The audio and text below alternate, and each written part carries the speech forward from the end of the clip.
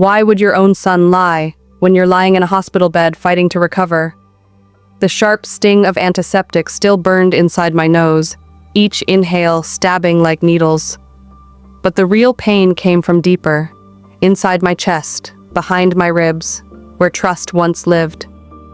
My eyelids were heavy, barely lifting, and each breath tugged at the fresh incision along my abdomen like a warning. Don't move, don't trust, don't expect. I lay curled on the hospital bed, its stiff white sheets cold enough to steal the warmth my body was barely holding on to. The doctor's words echoed in my head. Ms. Walker, your surgery went well, but recovery isn't easy. You'll need help. But where was that help? Where was Daniel?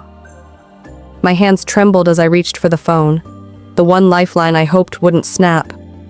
Would he pick up? Would he care? I scrolled past all the names that meant nothing now and stopped at the one that once meant everything. Daniel, my son, my pride, my reason. The phone rang once, twice, then a click. Mom, what is it? I'm kinda in the middle of something. His voice was sharp, impatient. I tried to speak softly. Daniel, I just got out of surgery. The doctor said I need someone with me, at least for a few days.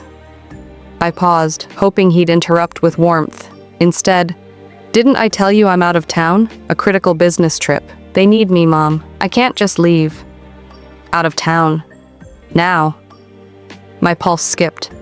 Why now, when I needed him most? I asked quietly. When will you be back? His voice sped up. No clue. 3 days, a week. Just hire a nurse. I'll send more money if needed. Listen, I gotta go. My manager's calling. Hook. How could he sound so calm while I lay in pain, clutching to his words like they were life rafts? The line went dead, and so did the silence around me, cold, hollow. I sat there, frozen, until the ticking of the clock began to sound like a countdown. I opened Facebook.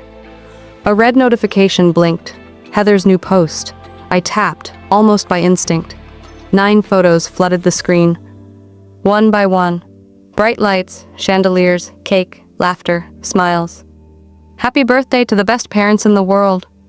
And then, there he was. Daniel. Smiling. Suit perfectly pressed. Champagne glass raised. Hook. So this was his urgent business trip? A lie wrapped in a tuxedo and poured over champagne? Everything inside me collapsed like a structure built on sand. My stomach turned, not from the stitches, but from betrayal. What kind of son does this? What else had he lied about? Was this the first? Or just the first I discovered? The truth hit harder than the surgery ever could. Daniel wasn't too busy to help me recover. He just chose not to. What do you call it when the people you sacrificed for are just waiting for you to disappear? I couldn't unsee it. His champagne glass midair, that smug smile, the fake laugh. My son. The same boy I once walked barefoot through snow to keep warm. I lay still in my hospital bed, the ceiling spinning slowly above me, but my thoughts moved faster than my breath. How long had I been blind? Was this the first lie, or the 100th? How many times had I ignored the gut feeling just to keep the family peace? That image of Daniel toasting while I winced in pain played over and over in my mind like a curse. I had given up decades of my life for them, but what had they ever truly given me back? My body ached, but my heart screamed louder. I remembered the exact moment I skipped my insulin checkup because Heather needed money for Leo's school trip. Did they even know I hadn't replaced my winter coat in 8 years? That I ate 1 meal a day sometimes so they could keep their cable subscription on? I had bent until I broke, again and again. But when I needed a hand to hold, all I got was a dial tone. If love is tested in hard times, why did they fail when I needed them most? The nurse entered briefly, asked gently, "Your son's not coming today either?" I just nodded and said he was busy, a word that now sounded like poison.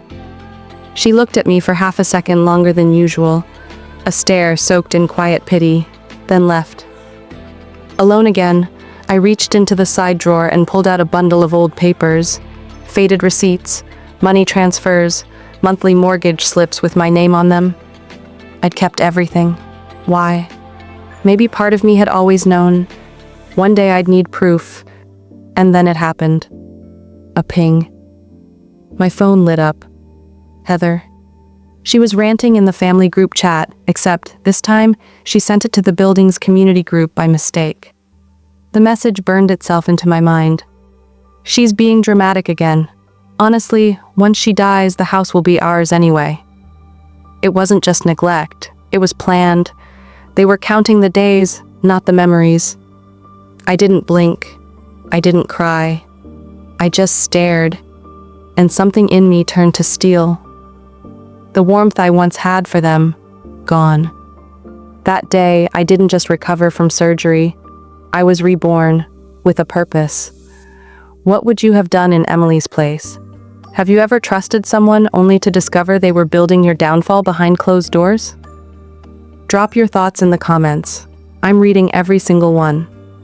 Share this with someone who needs the courage to walk away from betrayal. Subscribe for the next explosive chapter. It only gets deeper, darker, and more real. Tag a friend who needs to hear this story, because sometimes fiction mirrors the truth too well. Chapter 4 drops soon, and trust me, you're not ready for what's coming next. Stay tuned. Stay strong.